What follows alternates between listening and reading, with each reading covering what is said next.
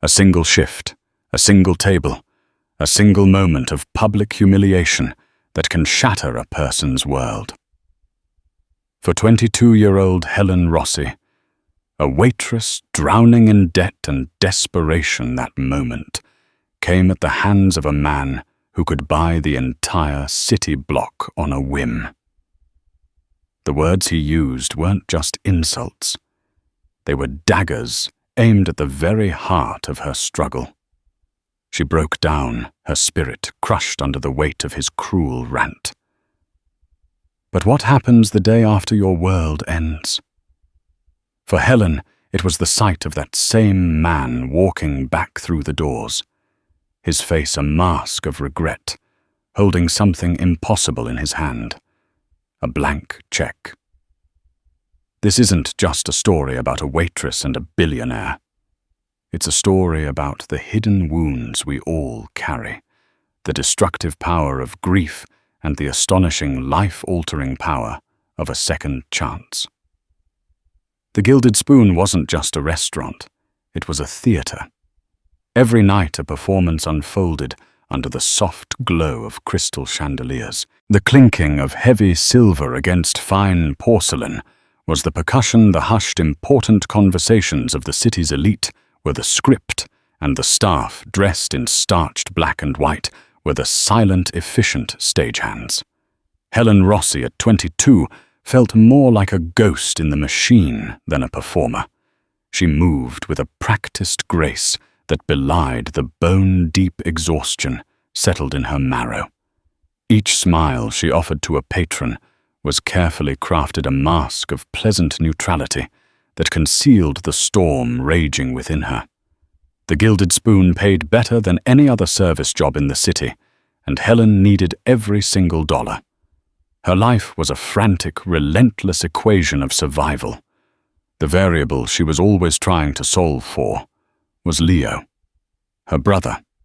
At 16, Leo should have been worried about homework and high school crushes. Instead, his world had shrunk to the four walls of their cramped apartment and the sterile, intimidating rooms of the cardiology ward at St. Jude's Hospital. He was born with a heart that was a beautiful, tragic mistake of biology, a condition called tetralogy of Fallot, complicated by a rare arrhythmia that made him a ticking clock. There was a surgery, a new experimental procedure pioneered by a specialist in Switzerland. It was his only real shot at a normal life, at seeing his 17th birthday. The price tag for that shot was astronomical, a figure so large it felt like a joke. $250,000. To Helen, who counted her tips in ones and fums at the end of each night, it might as well have been $1 billion. So she worked. She took every extra shift at the Gilded Spoon, her feet aching, her back screaming. She picked up shifts at a greasy spoon diner for breakfast hours, the smell of burnt coffee and bacon clinging to her hair. She sacrificed sleep, friendships, and the last vestiges of her youth, pouring it all into a savings account that grew with agonizing slowness. Tonight was a Tuesday, typically a slower evening. Helen moved through her section, her mind a Rolodex of orders, allergies, and the subtle cues of her diners. Table 7 needed more water. Table 9 was lingering over their wine, likely to order dessert. Table 11, a couple on an awkward first date, were thankfully paying their bill. "Helen!" Mr. Henderson, the restaurant's perpetually flustered manager, hissed from the service station. "Big fish tonight. Table 12. Be on your A-game." Helen glanced at the table in the most secluded, sought-after corner of the restaurant. It was a table for two, but only one man was seated there, staring out the floor-to-ceiling window at the glittering cityscape. He was dressed in a suit so exquisitely tailored it seemed to have been woven directly onto his frame. His hair was a distinguished salt and pepper, his posture rigid. There was an aura of immense, intimidating power around him, an invisible field that made the nearby tables seem to unconsciously lean away. "Who is he?" she whispered to Sophie, another waitress refilling her water pitcher. Sophie's eyes widened. "You don't know. That's Edward Beaumont." Beaumont Technologies.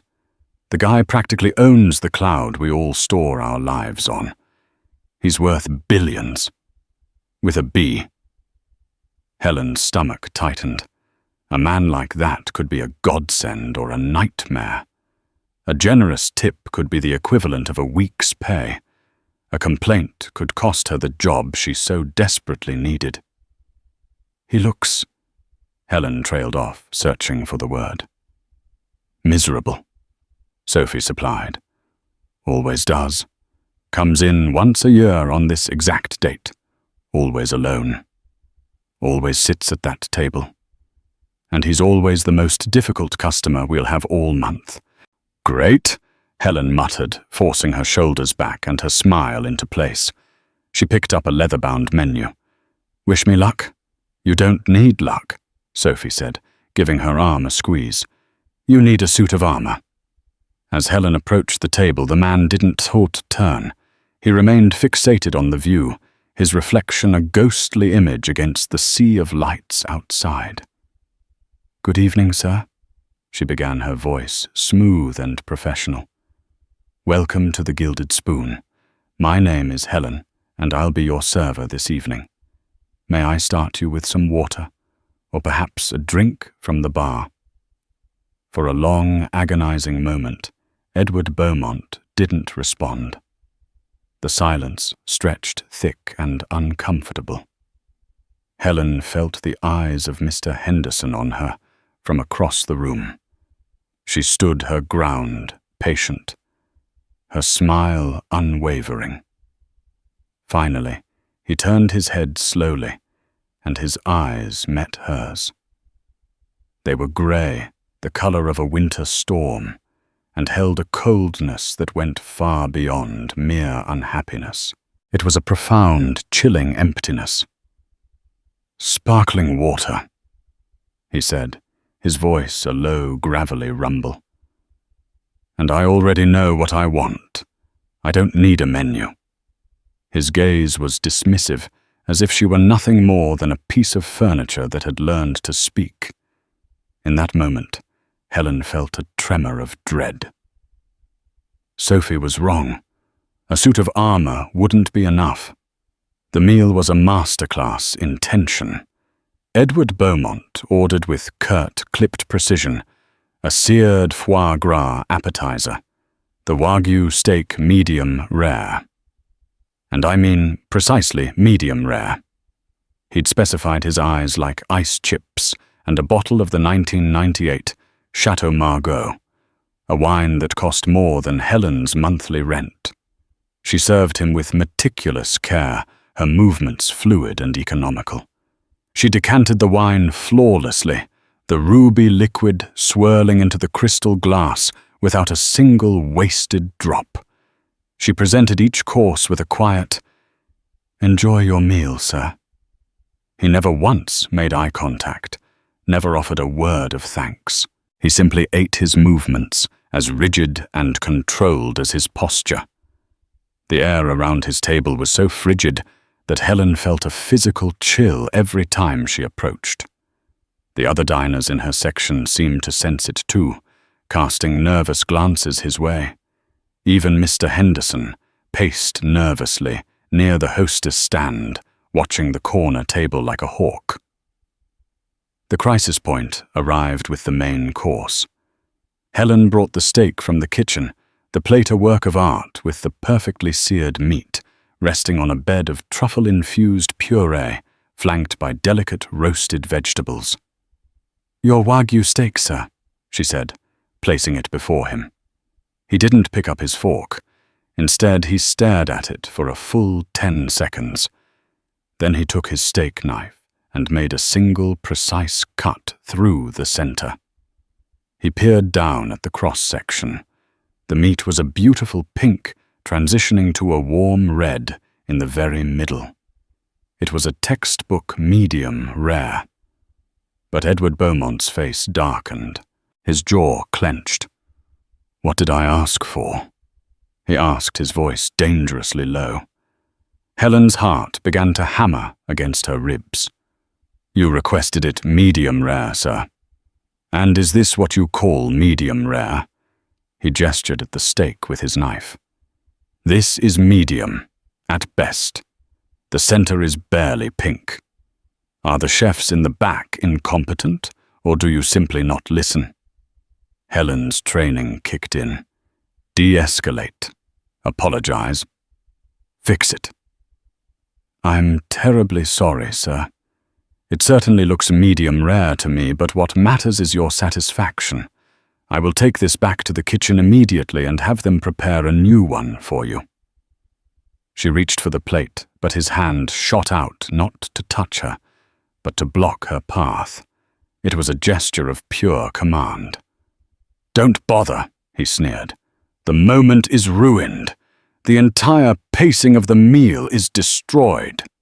He leaned back in his chair, his cold eyes finally locking onto hers. And this time there was a flicker of something cruel and active in them. This is the problem with places like this. You put on a pretense of excellence, but you stuff it with people like you. Sir, Helen whispered, her throat suddenly dry. People with no ambition, no attention to detail. This isn't a career for you, is it? It's just a placeholder. Something you do between whatever other disappointments constitute your life. You drift through doing the bare minimum, a smile plastered on your face, thinking it's enough. Every word was a calculated blow. He wasn't just complaining about a steak anymore. He was dissecting her. The patrons at the nearby tables had fallen silent, their forks frozen mid-air. Sophie was watching from the service station, her face pale with horror. I can assure you, sir, I take my job very seriously. Helen said, her voice trembling, despite her efforts to keep it steady. The professional mask was cracking. Do you?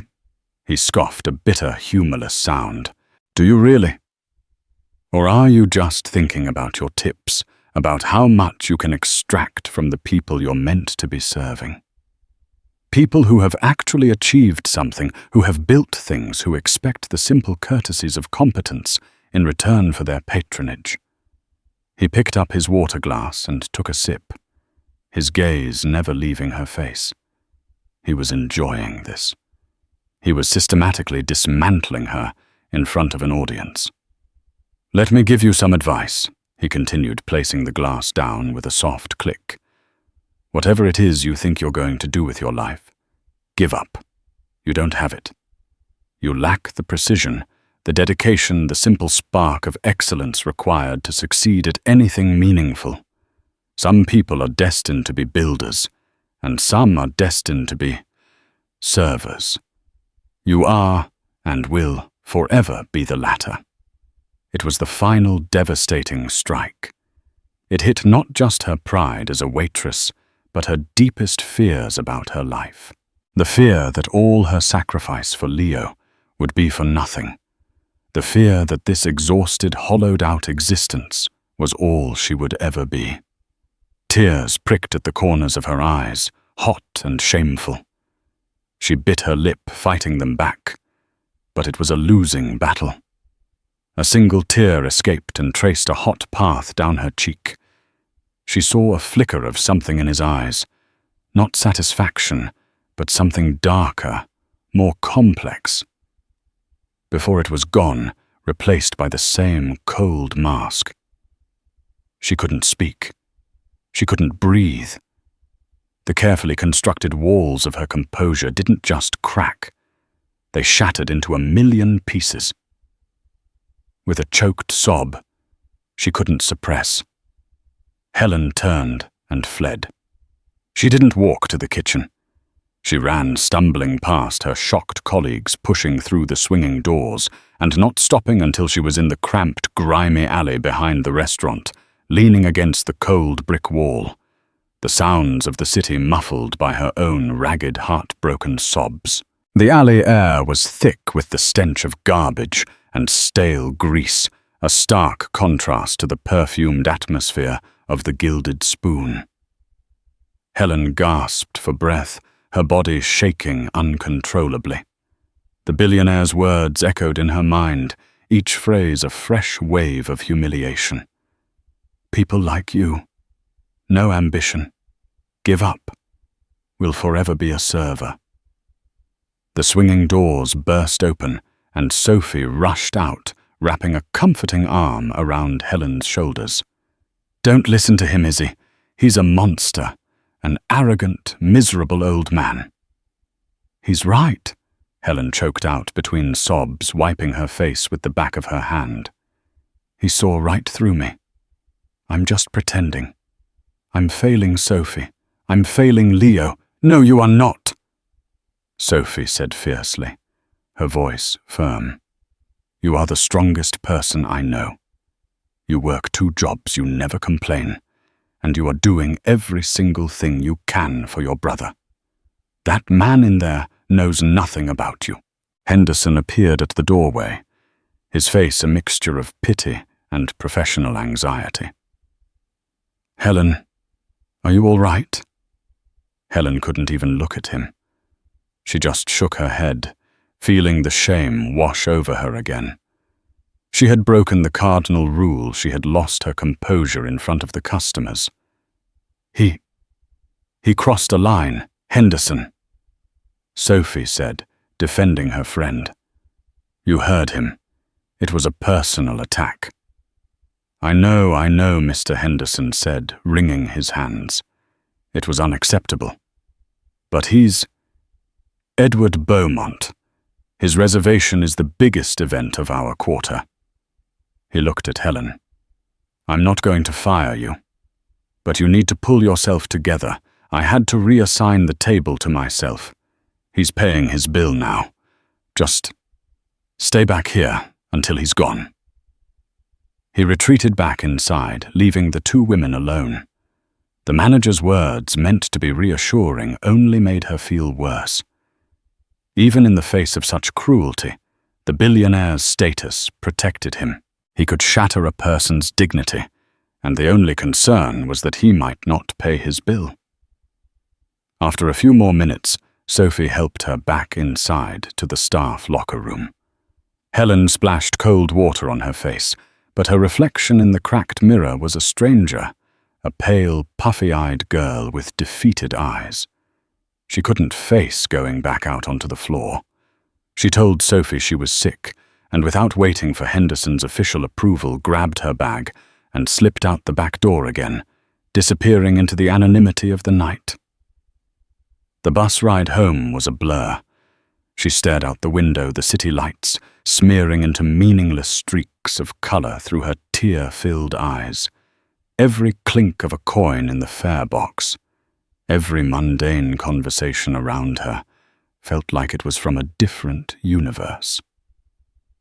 When she finally unlocked the door to her apartment, the familiar click of the bolt sounded deafeningly loud.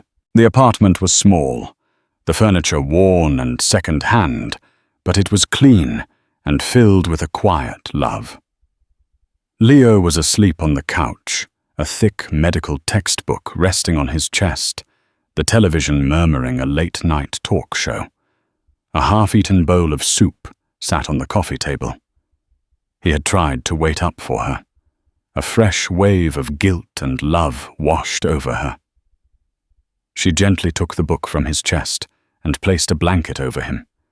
He stirred his eyelids, fluttering open. Izzy. He mumbled, his voice sleepy. You're home late? Yeah. Long night, she whispered, stroking his hair. It was getting long. She made a mental note to offer to cut it for him.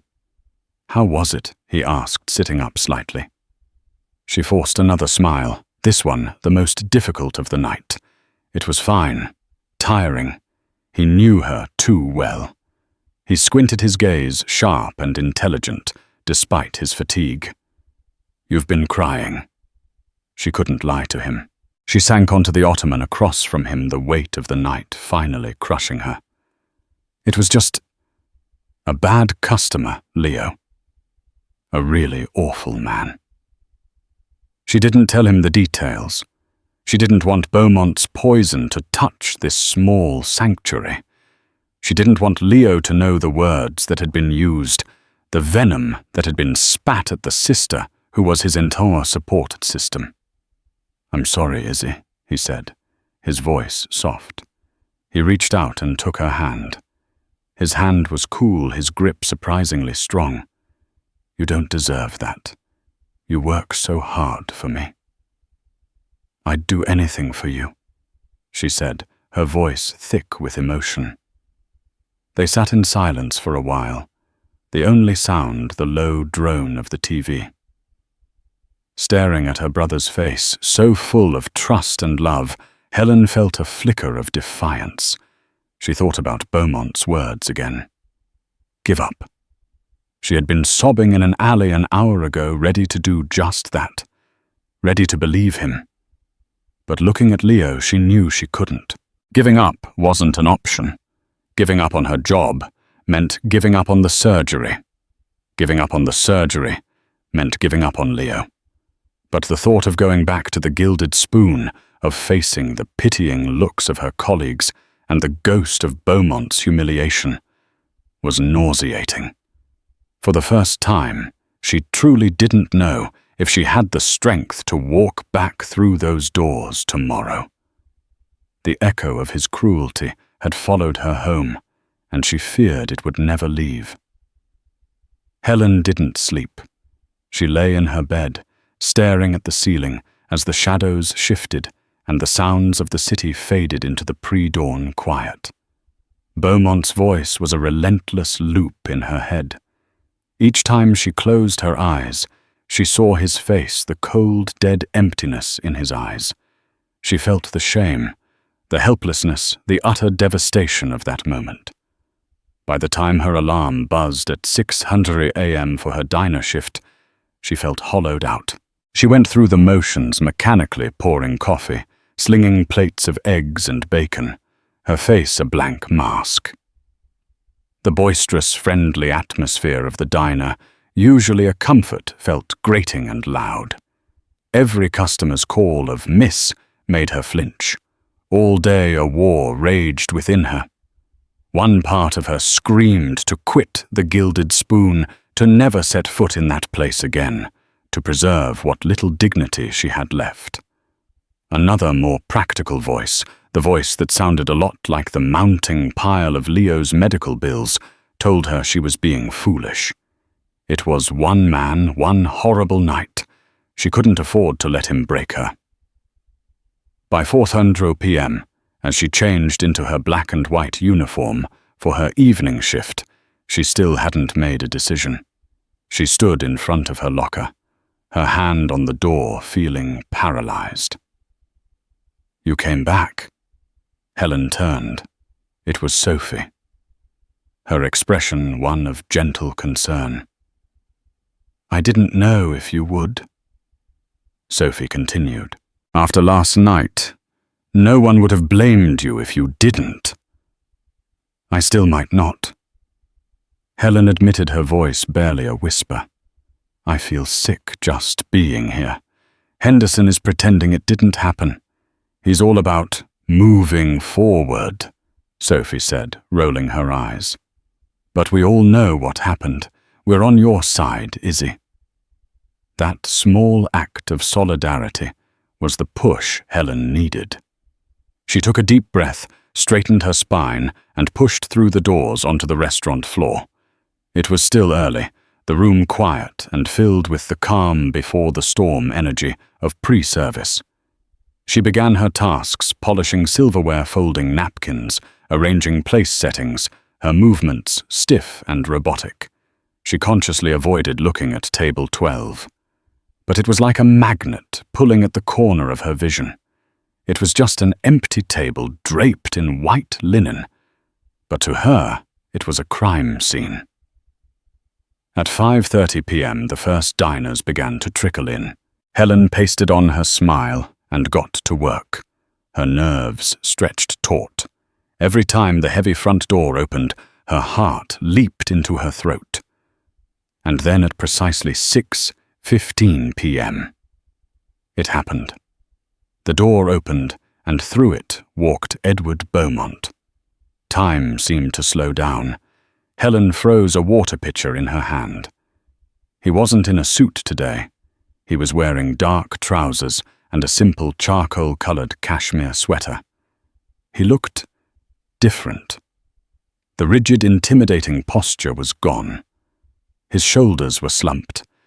His face, which had been a mask of cold fury the night before, was now etched with exhaustion and something that looked unnervingly like torment. He wasn't looking around the restaurant with an air of ownership. He looked lost. The hostess, a new girl named Chloe, approached him with a bright, professional smile. "Good evening, sir.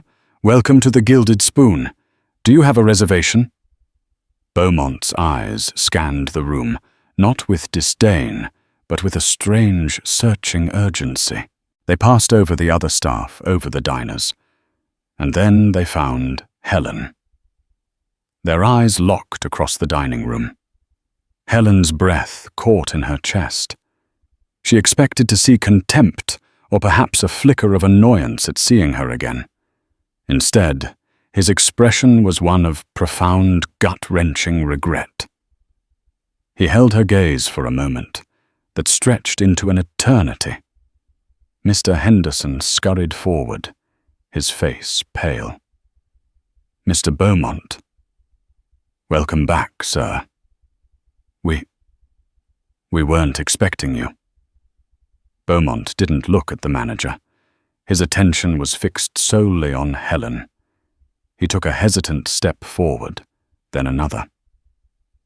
The entire restaurant staff was frozen, watching this bizarre, silent drama unfold. "I'm not here to dine," Beaumont said, his voice raspy and low, addressed to Henderson, but clearly meant for Helen. "I'm here to speak with her." He nodded his head towards Helen. "If she is willing." Helen felt 100 pairs of eyes on her. Her mind raced. Was this a trick? Was he here to finish the job, to complain to her manager and get her fired? But the look on his face didn't match that theory. The man standing before her was not the monster from last night. He was a ghost. "Helen," Mr. Henderson prompted, his voice squeaking with anxiety. She could say no. She could turn and walk away, and no one would blame her. But a sliver of morbid curiosity mixed with a strange, inexplicable empathy for the broken man before her made her nod. A tiny, almost imperceptible dip of her chin. "In private," Beaumont added. Mr. Henderson, eager to move this ticking bomb away from his customers, quickly gestured towards his small, cluttered office. Of course. This way." Edward Beaumont walked past the tables, his gaze never leaving Helen until he reached her. He stopped a few feet away. "Miss Rossi," he said, and the way he said her name with a softness and respect that was utterly alien coming from him sent a shiver down her spine. "Thank you." She followed him and Mr. Henderson into the tiny office. Her heart was a frantic drum against her ribs. Henderson hovered by the door. "If you wouldn't mind," Beaumont said to him, "I would like to speak to Miss Rossi alone." After a moment of hesitation, the manager nodded and pulled the door shut, leaving Helen alone with the man who had shattered her world just 24 hours earlier. Beaumont didn't sit. He stood by the small desk, his hands clasped behind his back, looking not at her, but at a faded motivational poster on the wall. "There is no excuse for my behavior last night," he began, his voice heavy. "No justification for the words I used. They were cruel, unfounded, and unforgivable. He finally turned to face her. His grey eyes were clear of the coldness from the night before, but they were filled with a deep, haunting sadness. I came here to apologize and to try to make amends. He reached into the inner pocket of his sweater and pulled out a checkbook. It was a simple, elegant checkbook bound in dark leather. He opened it, took out a pen, and then he did something that made no sense. He signed his name, a sharp, decisive signature, on the signature line. He left the pay to the order of line and the amount box completely empty. He ripped the check from the book with a soft tearing sound and held it out to her. It was a blank check. "Write whatever number you need," he said, his voice thick with emotion. "For your brother's surgery, for your education, for a new life far away from here. Fill it in. It will be honored. I give you my word." Helen stared at the slip of paper in his hand, her mind unable to process what she was seeing. It was an impossible gesture, a fantasy, a dream. But the man, the check, the tiny, cluttered office, it was all terrifyingly real. Helen stared at the check. It was pale blue with Beaumont Holdings Inc., printed discreetly in the top left corner. Edward Beaumont's signature was a bold, dark slash at the bottom right. It felt like a prop from a movie, an object so far removed from her reality of counting crumpled dollar bills that her brain refused to accept it. She didn't take it. Her hands remained frozen at her sides. I don't understand," she stammered, her voice thin. A flicker of pained understanding crossed Beaumont's face. He placed the check on the corner of Mr. Henderson's cluttered desk, a silent offering between them. Last night, he began his gaze drifting to the floor, as if the memory was too painful to look at. Directly was the first anniversary of my wife's death. The confession hung in the air, instantly reframing everything. The coldness, the cruelty, the empty chair at his table. Her name was Eleanor. He continued, his voice softer now, steeped in grief. She loved this restaurant. It was our place.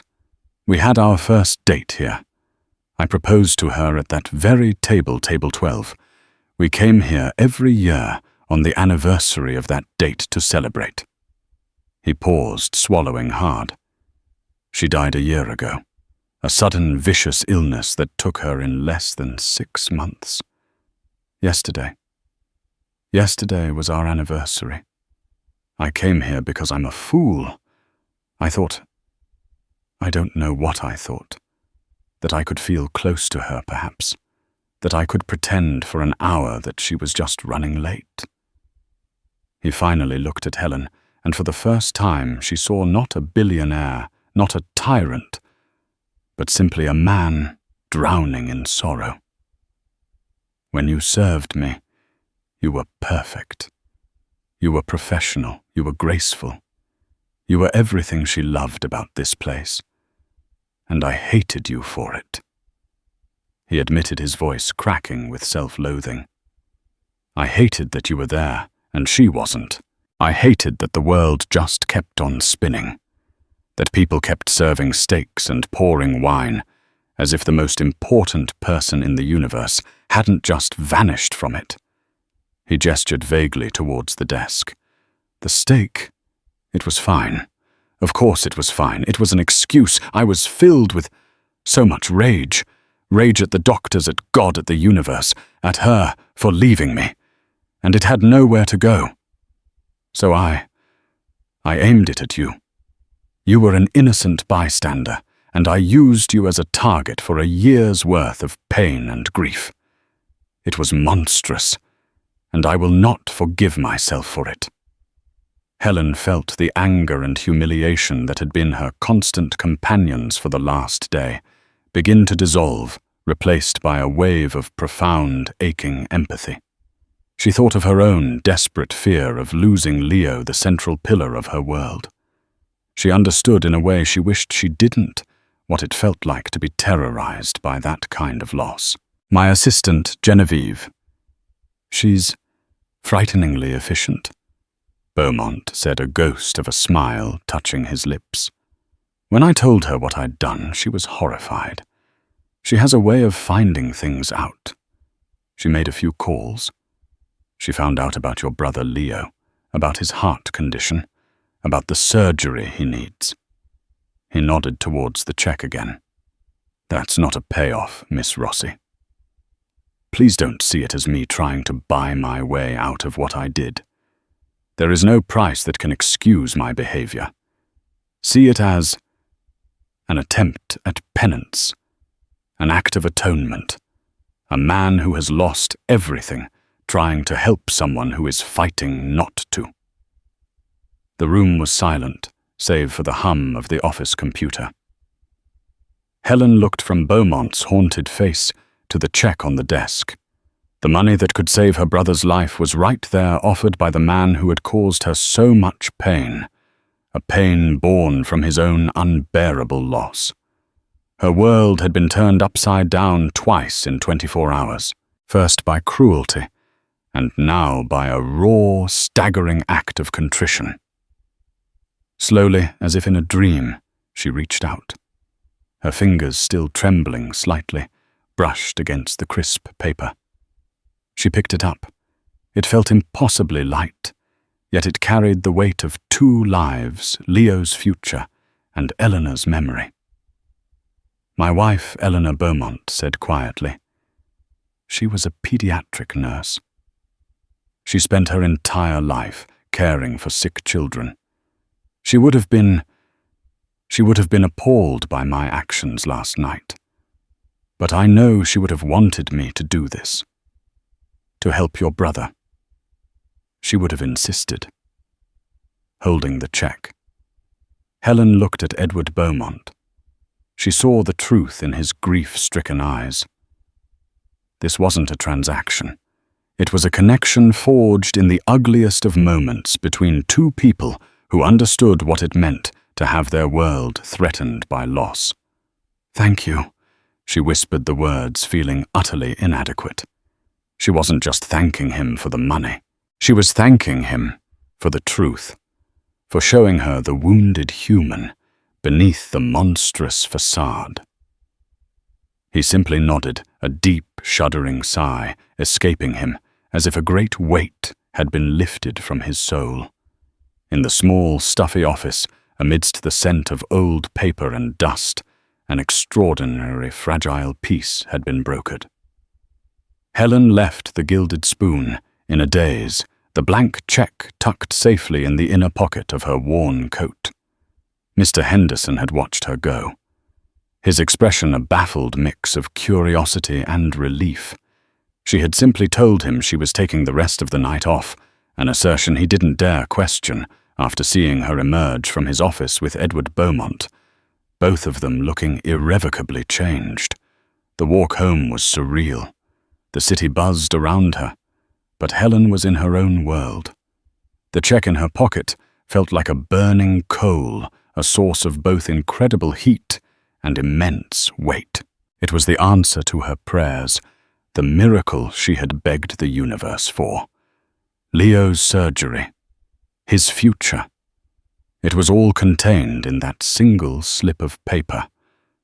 When she got back to the apartment, Leo was at the kitchen table, sketching in a notebook a half-finished puzzle spread out before him. "You're home early again," he said, looking up with a smile. "Did you get fired?" he joked.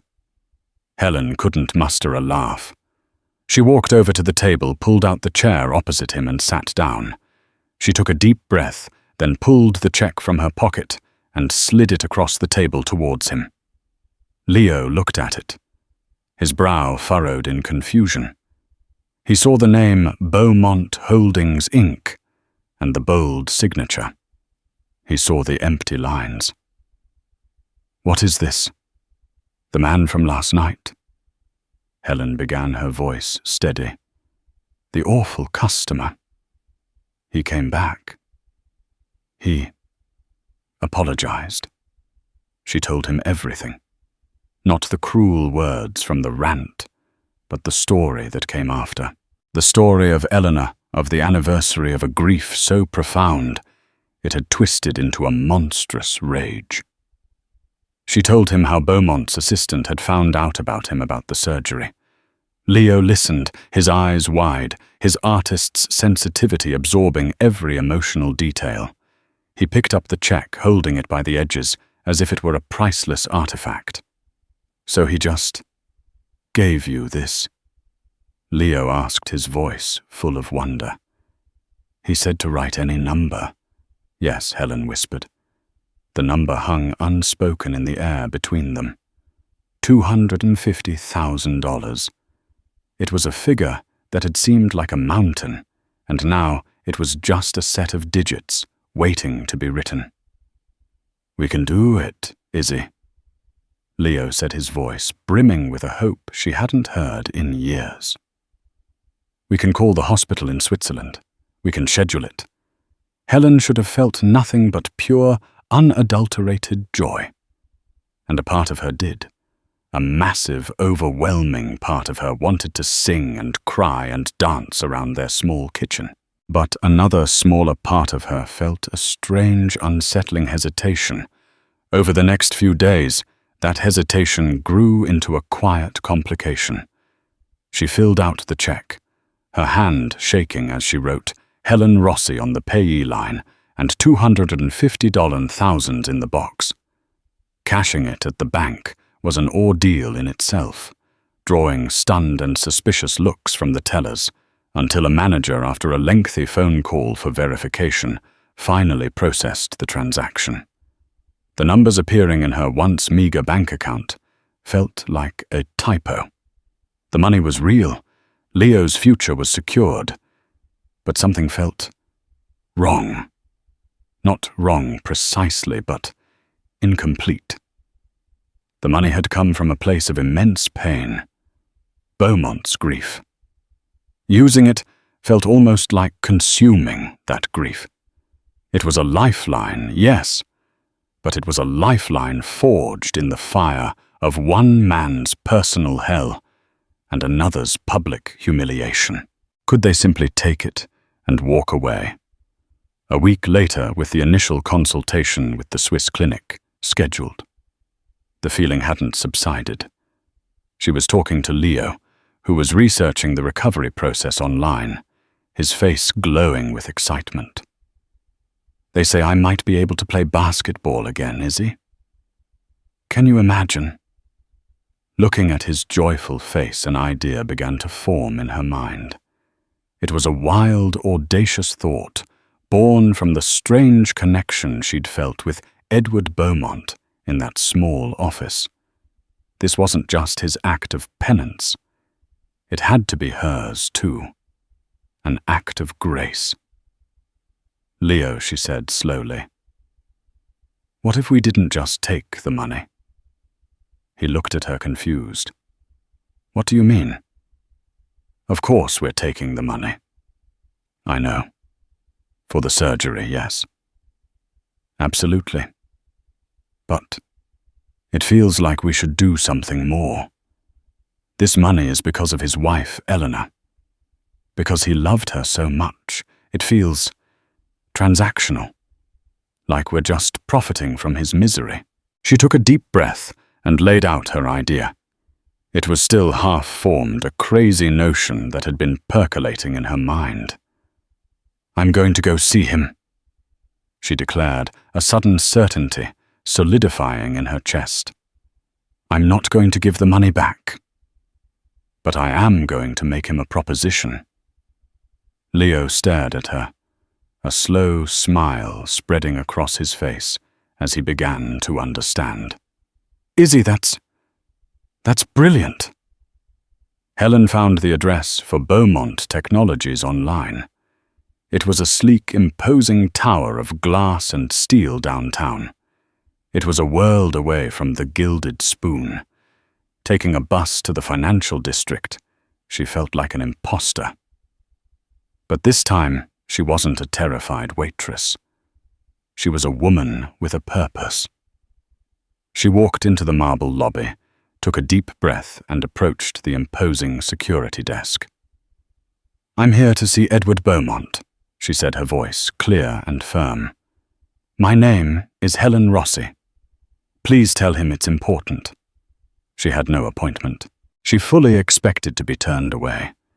But she had to try. This was her choice. Her way of turning a simple check into something more meaningful, something that honored not just Leo's life, but Eleanor's memory as well. The bus sighed to a stop at the edge of the financial district, and Helen stepped out into a world of concrete canyons and glittering glass. The Beaumont Technologies Tower loomed before her, a monument of modern architecture that seemed to pierce the clouds. It was cold, imposing, and brutally efficient, a perfect reflection of the man she had first met. She clutched the strap of her worn handbag, the blank check long since cashed, but its symbolic weight still very much with her. Walking through the revolving doors, she entered a lobby that was less a room and more an Arctic cavern of polished marble and brushed steel. The air was cool and silent, save for the hushed clicks of keyboards from a circular reception desk that looked like a command center.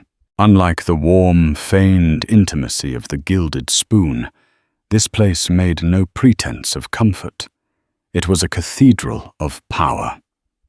She approached the desk, her sensible shoes making soft, apologetic sounds on the gleaming floor. The security guard, a broad man with a perpetually bored expression, looked up from his monitor. "Can I help you?" he asked, his tone flat, clearly sorting her into the lost tourist or misguided delivery category. "I'm here to see Edward Beaumont," Helen said. Her voice didn't waver. The guard's eyebrow twitched in amusement. "Do you have an appointment, ma'am?" "No, I don't," she admitted. "But my name is Helen Rossi. Please just tell him I'm here. Tell him it's important." He sighed, the practiced sound of someone dealing with the deluded. "Ma'am, Mr. Beaumont doesn't take unscheduled appointments. No one gets to the 40th floor without being on the list." "Please," she insisted, leaning forward slightly, her gaze earnest and unwavering. "Just make the call. Helen Rossi. He'll understand." Something in her quiet determination, the lack of hysteria, the absolute certainty in her eyes, broke through his professional apathy. With another long-suffering sigh, he picked up his phone and muttered into the receiver. "Security lobby desk. I haven't... Helen Rossi here asking to see Mr. Beaumont. No appointment." He listened, his expression shifting from boredom to disbelief, then to outright shock. His back straightened. "Yes, Ms. Porter. Right away. I understand." He hung up the phone and looked at Helen as if seeing her for the first time. The bored guard was gone, replaced by a man who had just been reminded of his place in the food chain. "My apologies, Miss Rossi," he said, his voice now laced with deference. "Ms. Genevieve Porter, Mr. Beaumont's executive assistant is coming down to meet you personally. Please have a seat." A few minutes later, the elevator doors slid open with a soft chime, and the sharp, impeccably dressed woman Helen had seen in photos emerged. Genevieve's eyes, intelligent and assessing, scanned the lobby and landed on Helen. She offered a small, professional smile. "Miss Rossi, I'm Genevieve. It's a pleasure to finally meet you. Please come with me." In the elevator, a silent, wood-paneled box ascending at a breathtaking speed, Genevieve spoke. "He was hoping he might hear from you," she said, her voice softer than her appearance suggested. "What you've done, proposing this meeting, it's a kindness he did not expect." The doors opened directly into a vast, minimalist office. One entire wall was a floor-to-ceiling window, displaying a godlike panorama of the city below. The space was almost empty, containing only a large, dark wood desk, 2 chairs, and Edward Beaumont, who was standing by the window, hands clasped behind his back. He turned as she entered. He looked less haunted now, but still carried a profound stillness, a man existing in the quiet after a storm. "Helen," he said, nodding to Genevieve, who retreated, closing the heavy office doors behind her. "Thank you for coming. Please." He gestured to one of the chairs. "I prefer to stand." "Thank you," she said, finding her footing in the center of the vast room. "Mr. Beaumont, I first need to say that the consultation with the clinic in Switzerland is scheduled. The wire transfer for the initial deposit was made this morning. You haven't just given Leo a chance. You've given my family back the ability to breathe. There are no words to properly thank you for that. Watching your brother get well is all the thanks I require," he said, his voice sincere. "So if all is settled, may I ask why you are here?" "I'm here," Helen said, taking a step closer, "because I haven't had a full night's sleep since I cashed that check. Not from guilt, but from a sense of responsibility. I keep thinking about what you said, about your wife, Eleanor." At the mention of her name, a familiar shadow of pain crossed his face. "You told me she was a pediatric nurse."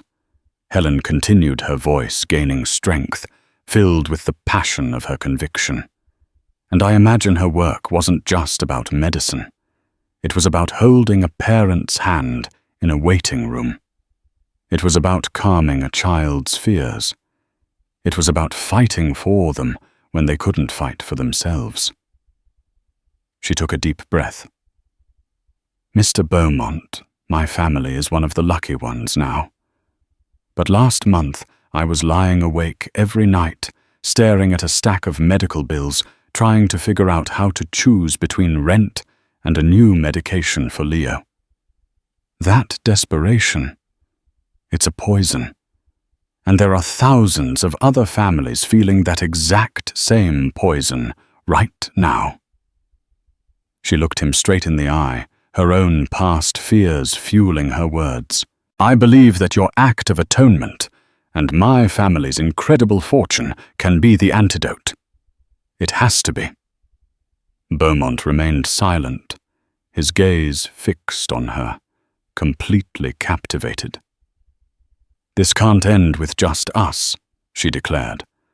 "I want to build something. Something real that lasts, a foundation in your wife's name. We'll call it the Eleanor Foundation." She saw his jaw tighten, his composure momentarily shaken. "Its mission will be simple and fierce, to ensure that no parent ever has to choose between their child's life and financial ruin. We won't just write checks. We'll build a network of support of patient advocates. We'll connect families so they don't feel so alone. We will turn the very thing that caused you so much pain, the helplessness of watching a loved one suffer, into a weapon against that same helplessness for others." She finally paused, her chest heaving slightly, her entire proposal laid bare. "I will run it," she finished quietly but firmly. "I will dedicate my life to it. We can transform Eleanor's memory from a private sorrow into a public beacon of hope." Edward Beaumont turned away from her and walked slowly to the immense window. He stared down at the city, at the thousands of windows representing millions of lives, for a long, silent minute. Helen's heart hammered in her chest. Had she overstepped? Had she been presumptuous? When he finally spoke, his back was still to her, his voice thick with emotion. "Eleanor, she had a dream. When we were younger, before I had any of this." He gestured vaguely at his kingdom below. She wanted to start a free clinic, a small place for the children of uninsured workers. She had blueprints drawn up, We had a name for it. The lighthouse. He trailed off, lost in the memory. He turned back to face Helen, and she was stunned to see that his eyes were glistening with unshed tears. You didn't just come here with an idea, Helen. You came here with her dream, wrapped in a different package.